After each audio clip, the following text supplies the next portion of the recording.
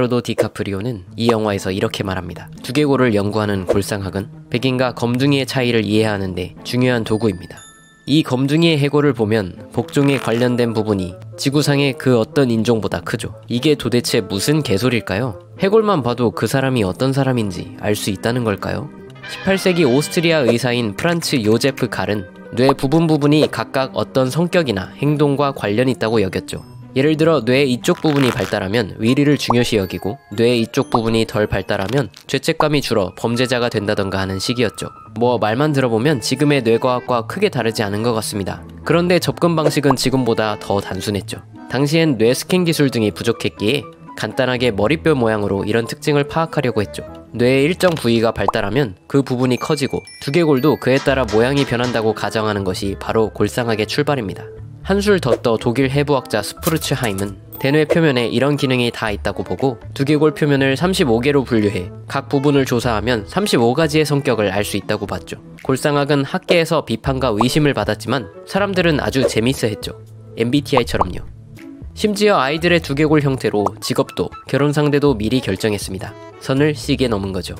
근대에 와서는 이 골상학을 범죄 예방에 사용하려는 시도도 있었습니다. 19세기 이탈리아의 법의학자이자 정신의학자였던 체사레 롬브로소가 보기엔 범죄자의 얼굴과 신체에는 선천적으로 비범죄자들과 구별되는 특징들이 있었습니다. 예를 들어 경사진 이마, 앞으로 돌출된 턱, 비대칭 등 바로 영장류나 원숭이 등 초기 인류를 연상시키는 얼굴 형태입니다.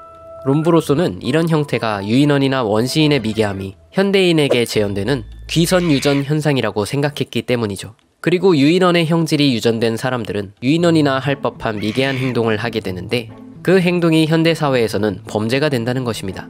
물론 이런 귀선유전은 정신적인 면에서도 이루어지지만 정신은 들여다볼 수가 없으니 밖으로 드러나는 외모를 보고 범죄자들을 가려낸다는 것이었죠. 롬브로소는 사망한 범죄자들의 두개골과 수감된 범죄자들의 신체와 얼굴을 측정하였고 책 롬브로소의 범죄자들의 범죄자의 얼굴을 유형별로 실기도 했죠. 암살자형, 다부진 턱과 두꺼운 머리칼, 털이 없는 것이 특징이다. 공격자형, 두상이 둥글고 손가락이 길다. 강간자형, 손가락이 짧고 이마가 좁으면서 코나 특정 신체 부위가 비정상적이다. 방화범형, 사지가 길고 머리가 작고 몸이 왜소한 편이다. 사기꾼형, 넓은 턱과 두드러진 광대뼈, 창백한 표정과 무거운 체중 등을 특징으로 한다. 소매치기형, 긴 손과 검은 머리를 가지고 있고 채모가 없다. 롬브로소는 더 나아가서 질병을 범죄자의 특징에 연관시키기도 했는데 간질 증상이 범죄자의 일반적 특징이라면서 간질이 도덕적 퇴화의 징표라고 설명하기도 했습니다. 많은 간질 환자에게 억울한 낙인을 찍은 셈이죠. 더 나아가서는 재판 과정에서도 범죄자가 저지른 죄의 경중보다는 범죄자의 두개골을 보고 선천적으로 범죄자로 태어난 사람들에게 더 큰 형량을 내려야 한다고 주장하기까지 했죠. 유전적으로 두개골이 못생긴 것도 서러운데 재판에서도 못생겼다는 이유로 옥살이를 더 오래 해야 한다니 정말 억울할 것 같습니다. 그래서 이 골상학이 진짜 맞는 걸까요? 사실 우리 일상생활에서도 골상학의 자취를 여전히 찾아볼 수 있는데요. 머리가 클수록 지능이 높을 거라는 생각이 바로 그거죠. 하지만 역시 유사과학일 뿐입니다. 머리가 크다고 똑똑했다면 고래뇌와 두개골 크기가 사람보다 5-6배 크니 고래가 지구를 지배했겠죠. 외모로 범죄자를 가려낼 수 있다는 롬브로소의 연구, 두개골 모양으로 사람 성격을 알아낼 수 있다는 골상학은 끊임없는 과학적 반박을 통해 결국 20세기 이후 과학계에서 유사과학으로서 퇴출되었습니다. 사람의 생김새와 성격, 범죄 가능성에는 유의미한 연관성이 없다는 것이 현대 과학의 결론이죠. 작가인 마크 트웨인은 일찍이 골상학이 개소리란 걸 알고 많은 비판을 했는데요. 잘 알려지지 않았던 본명인 세뮤얼 랭혼 클레멘스란 이름으로 골상학 검진을 받았을 땐 골상학자들이 유머 감각이 없는 두개골이라고 판단했지만 필명인 마크 트웨인의 이름으로 검진을 받자 골상학자들이 우디르급 태세 전환을 한 어이없는 해프닝도 있었죠. 롬브로소의 이론은 범죄자를 가려낼 때 오직 외모만 고려하고 사람의 자유의지는 개나 줘버렸기에 큰 비판을 받았죠. 못생긴 것도 억울한데 그것만으로 범죄자 낙인까지 찍혀서야 되겠습니까? 만약 골상학이나 롬브로소의 이론이 맞다면 사람은 태어나면서부터 운명이 결정되어 있는 거죠. 자유의지는 없다는 말이 됩니다. 사람이 운명의 꼭두각시라면 사람이 범죄를 저질렀을 때 그 책임을 물을 수 있을까요?